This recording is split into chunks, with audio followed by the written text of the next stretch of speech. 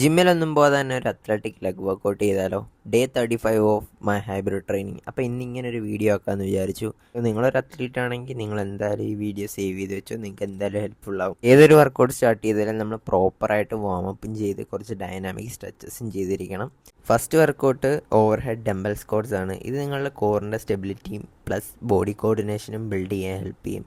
Second workout Bulgarian split squats. ഇത് നിങ്ങളുടെ single leg സ്ട്രെങ്ത്തും ഹിപ്പിൻ്റെ സ്റ്റെബിലിറ്റിയും ഇമ്പ്രൂവ് ചെയ്യാൻ ഹെൽപ്പാക്കും. Third one sissy squats. ഇത് നിങ്ങളുടെ കോഡ്സ് ഫോക്കസ് ചെയ്താണ്, പ്ലസ് നീ ജോയിൻസും ആൻഡ് ടെൻഡൻസിനെ സ്ട്രെങ്തൻ ചെയ്യാൻ ഹെൽപ്പ് ചെയ്യും. ആൻഡ് പ്ലയോമെട്രിക്സ് ഫോക്കസ് ചെയ്ത് ജംപ് സ്ക്വാട്സ്. ഇത് നിങ്ങളുടെ ലെഗിൻ്റെ എക്സ്പ്ലോസീവ്നെസ് ഇമ്പ്രൂവ് ചെയ്യാനും ഹെൽപ്പ് ചെയ്യും. ഇത് അഡക്റ്റേഴ്സ് ഫോക്കസ് ചെയ്ത് Copenhagen plank, one of the best adductor workout. And second last workout calf raises ആണ്. ആംഗിൾ സ്റ്റിഫ്നെസ്സും പുഷ് ഓഫ് പവറും ഇമ്പ്രൂവ് ചെയ്യാൻ നിങ്ങളെ ഹെൽപ്പ് ചെയ്യും. And last and final workout is tibialis raises. ഇത് നിങ്ങളുടെ ഷിൻ സ്പ്ലിൻസ് ഇമ്പ്രൂവ് ചെയ്യാനായിട്ട് ഹെൽപ്പ് ചെയ്യും. വർക്കൗട്ട് എല്ലാം കംപ്ലീറ്റ് ചെയ്തു, പോസ്റ്റ് വർക്കൗട്ട് സ്ട്രെച്ചിങ്ങും ചെയ്തു. So time to do it again tomorrow.